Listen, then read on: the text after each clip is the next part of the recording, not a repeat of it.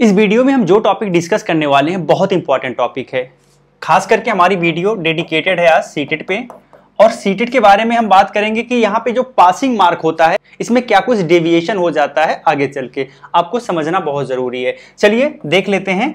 तो जनरली अगर आप सीटेट एग्जाम दे रहे हैं और आप जनरल हैं या फिर ईडब्ल्यूएस हैं तो 90 नंबर अगर आप प्राप्त करते हैं 150 में से तो आप माना जाता है कि आप पास हो गए हैं। और अगर आप कैटेगरी में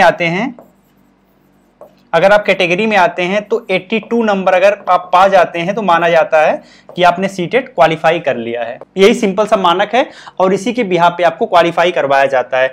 लेकिन ये जो होता है सेंट्रल लेवल पर होता है, यानी ये जो आरक्षण के हिसाब से आपको क्वालिफाई कराया जाता है ये सेंट्रल लेवल पर होता है। अगर आप सेंट्रल लेवल पे देखें तो आप बिल्कुल ये वैलिड रहेगा। दूसरी बात ये है कि अगर आप जिस स्टेट से बिलोंग करते हैं,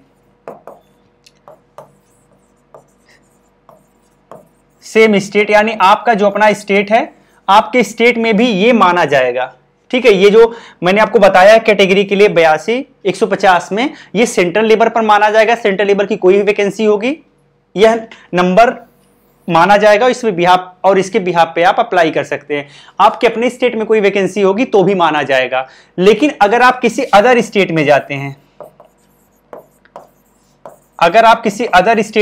हैं, तो आपको 90 नंबर चाहिए 150 में से।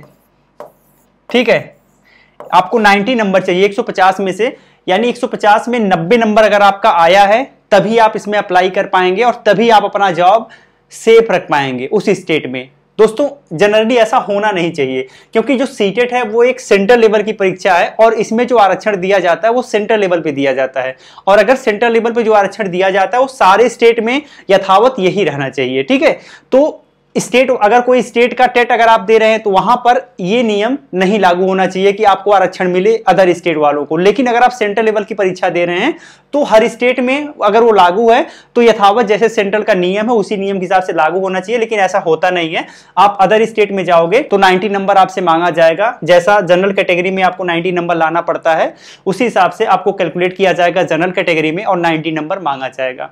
यह मामला बहुत तेजी से बिहार में उठा था। बिहार में कुछ लोगों को कैटेगरी में पास करा दिया गया था। बाद में यह मामला बहुत संवेदनशील हो गया। ठीक है, तो इसलिए आपको यह ध्यान रखना है कि अगर आप अदर स्टेट में भी अप्लाई करना चाहते हैं तो आप 90 नंबर लाने का बिल्कुल प्रयास करिए, कैटेगरी में रहने का प्रयास मत करिए। दोस्तों आज के लिए इतना ही, फिर मिलते हैं एक नई वीडियो में, तब तक के लिए जय।